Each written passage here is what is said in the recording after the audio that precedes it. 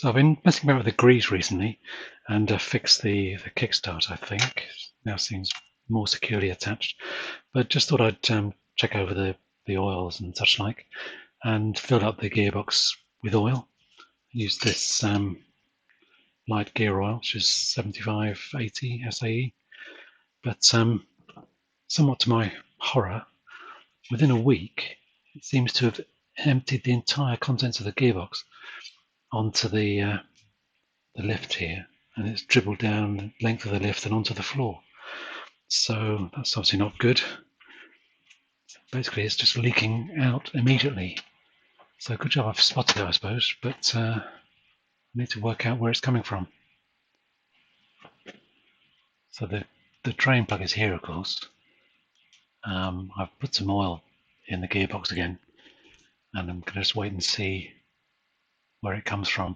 I'm hoping that it's from this plug itself, but I suppose there's a danger that it's from one of these joints in the gearbox cover. But I've dried it all off, I think. I'll try and see where it's coming from in a few hours. Yeah, sad to say, I don't think it is leaking from the plug. There does seem to be oil coming down the joint on this side, and this is wet up here. I did clean that and dry it yesterday, but today it's distinctly wet up here. Not so much on this other side, although maybe. So I'm gonna have to take the cover off, I think. Let's get this timing cover off first. Not strictly necessary, but now interestingly, this screw is missing. So I don't know when that dropped out. I hadn't noticed it, but got to find another one of them.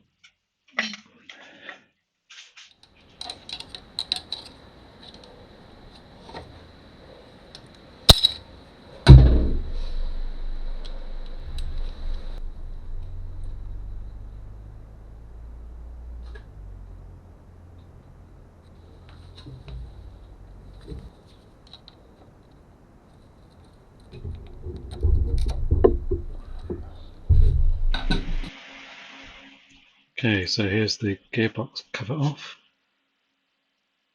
The ratchet for the kickstart, etc.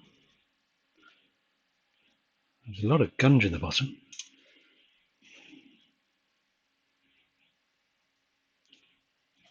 Down here, it's pretty disgusting. I guess it's just accumulated debris from the last few years. As far as I know, the gearbox is fine. I mean, there's no immediate issues apparent looking at it now. Even these teeth look okay on the ratchet itself, and it's been performing absolutely fine. So it's just a matter of curing the leak.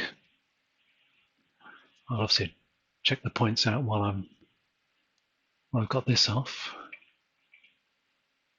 But again, there's been no issues with the ignition, so that'll just be a cursory check. Right, this is mostly cleaned up now. The surface is pretty good. I'll give it a wipe down with some brake cleaner or something before I put it back together. The cover, again, clean that out, clean all the gunge out of the bottom. So that's looking pretty clean. Just need to get these roller bearings back in here, and the actual kickstart lever itself. But everything looks fine. There's no sign of any sort of damaged parts or excessive wear. I'm hoping that I haven't moved anything here, so I'm hoping that if I put this cover back on, this will pick up the right tooth on here and change gear properly. So fingers crossed on that. I'll just use some grease to stick these rollers in, as usual.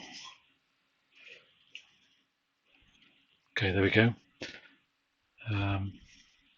Fortunately, they all seem to still be there, which is good. I haven't lost any in the wash. I'm going to use Permaseal Ultra Grey silicone on this joint. Hopefully that will work. Keep it oil tight. So the recommendation with the Permaseal is to let it ooze out slightly all the way around, but then stop, let it set, and then retighten later. So that's oozing out there. So on this timing colour, this screw's missing. There's a nut and stud through the front. There's a screw down the bottom, and there should be a screw at the top, but that was completely missing. And this is the screw that came out of this bottom threaded hole. So it's countersunk with a dome head, and it does indeed fit in there absolutely fine. It's 1/4 inch by the looks of it, and looking at this, it's 26 threads per inch. So I'm not quite sure what that is, so I'll need to look it up. It's probably BSF or something close to that. Could be a cycle thread, I guess. But this hole, it just goes straight in. It's obviously stripped. So that's a shame. It's going to torque up these nuts. I don't know how tight they should be,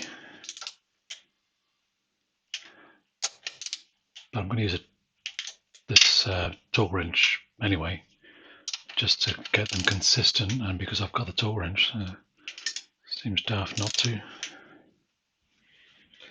Right, so my gamble didn't pay off. I thought if I'd just left everything as it was inside the gearbox and just pushed the cover back on, it would pick up the right selector position, but it hasn't. I can only get 2 gears, first and second. So obviously the quadrant is in the wrong place with respect to the cam drum. So yeah, I looked up the book, found this tucked away, the Villiers singles, Rob Carrick and John Wood Improvement Handbook, and in here it talks about gearbox assembly, and that the Villiers method involves having the clutch off and basically the gearbox out, coming in from the other side, in which case there are marks on the inside of the quadrant and on the drum that you can line up.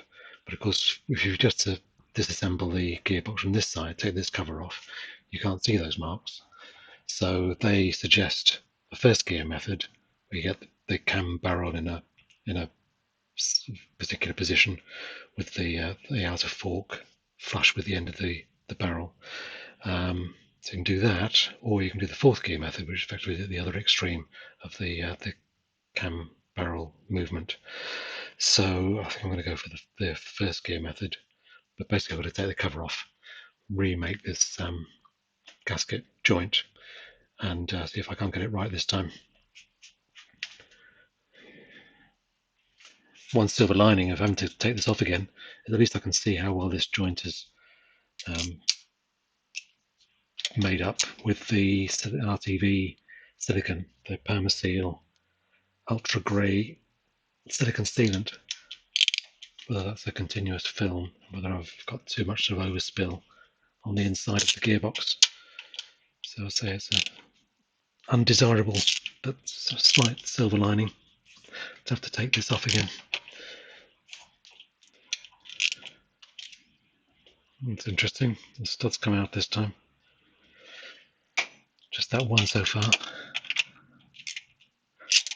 I'll Loctite that back in. It's obviously a coarse thread on one end and fine on the other. So coarse into the casting. So yeah, I'll Loctite it into the casting. So we're trying to fixed this gearbox leak, took this cover off, the timing cover, and realised that this screw is completely missing, and turns out that the thread is damaged and stripped. So this is the screw out of the lower position, which is fine, or at least good enough. Still screws in okay and tightens up okay, but so this one is just completely stripped. So I'm going to put a helicoil in there. That's the plan. It looks to be 26 TPI 1/4 inch, so it's either BSF or BS cycle thread. I've got a BSF helicoil, so I'll use that, and probably a socket head screw, which I've got already in my stash of old British Standard screws. So let's give that a go. What I've got is actually a V-Coil set, not a Helicoil, strictly speaking. But yeah, these are 1/4 inch BSF. So this drill is 6.6 millimeters apparently. So it came with the set. I'll try and keep this absolutely straight.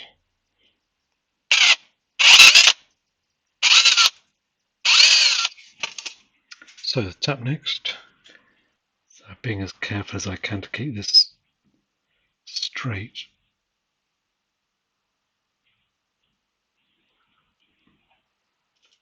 Yeah, that's going straight now and has well and truly found its place in the centre of the hole.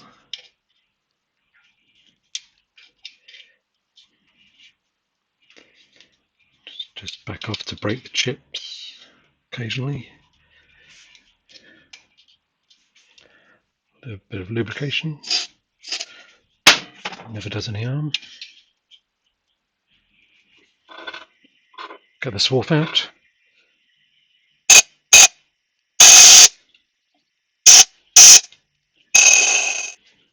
So yeah, we have Loctite on here. The insertion tool, very generous dose of that.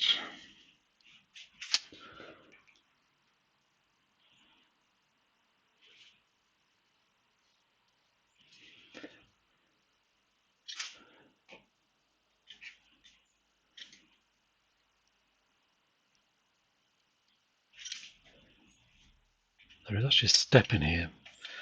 This bore is wider, and then it steps down into the screw thread. So I'm just getting this slightly below, but not far below the step. So that'll do, I think. Just knock the tang off.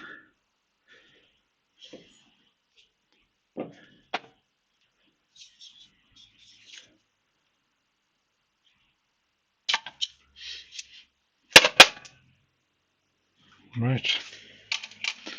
So the tang has gone the other side of the insert into a void. Let's see if this will blow it out.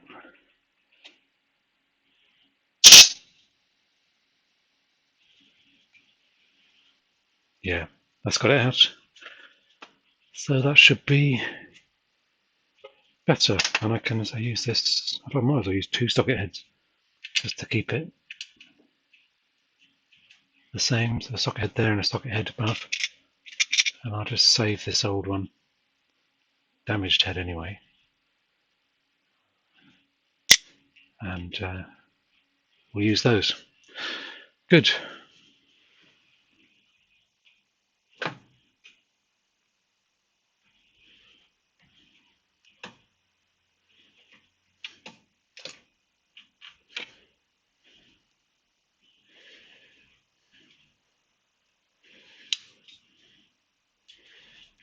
The clutch rod's come out this time.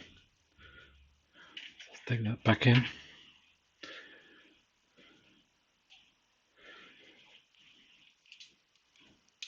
least the grease is still holding the rollers in here. And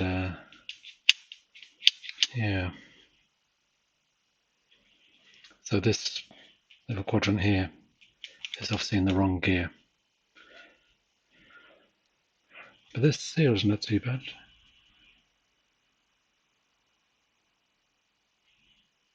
Yeah, it's worked reasonably well. Looks like it's stuck to this side and not to this one, which is quite handy really. Make it easier to clean up. Okay, so I double knotted this stud and put some Loctite on and wound it in. So that's tight now.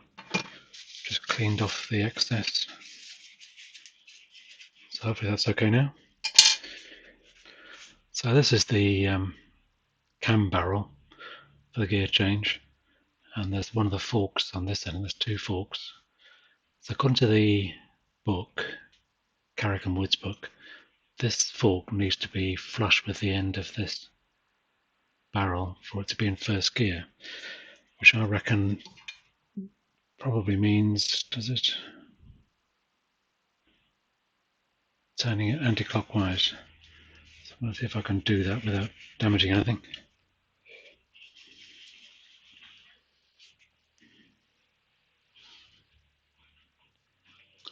That's going the wrong way. So that's going the right way. So that's, I think that is first gear. So does that make sense? Looking at the outer, I push this down to get first, which rocks this quadrant that way, which would turn, drag that way, which is where I went, doesn't it? So that does make sense. So now that that's in first, this should be on the last tooth here. That makes sense to me. Put some more Permaseal Ultra Grey on this face, and we'll try it again. Okay, so let's stick this on. Got the quadrant oriented for first gear. Got this lug on the kickstart ring at the top of the gearbox, so it won't interfere with this as I put it on, which would be a pain.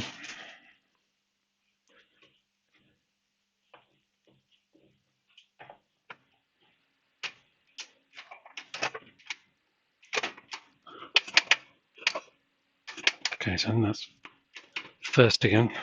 So one up. That should be neutral, which it is. That should be second.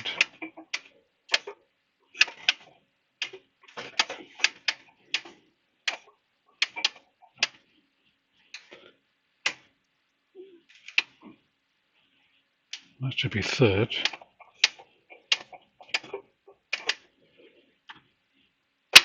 And that should be fourth. So I think it's okay getting all four gears. While I'm here tidying things up, the bolt that was through here is way too long and it's going to just catch on stuff. So I'm going to replace it with a 8mm socket head, which is much more sensible length. So I've cleaned the points, used a bit of wet and dry paper and a screwdriver just to open it up and rub it backwards and forwards. And I've checked the gap, and 15 doesn't quite fit. I can kind of force it in, and 12 does fit. So that's about right, I think. It should be between 12 and 15. So that's all good. I can put the cover back on with its new screw. So it's been an hour, so I can put on the extra nuts and torque this down. So all finished, and yeah, I did the kickstart a little while ago, but the gearbox is now not leaking. I think it's been there for overnight and there's still no sign of anything, which is good. Put a new bolt in there, of course, with a shorter bolt, so it's not sticking out and catching on things.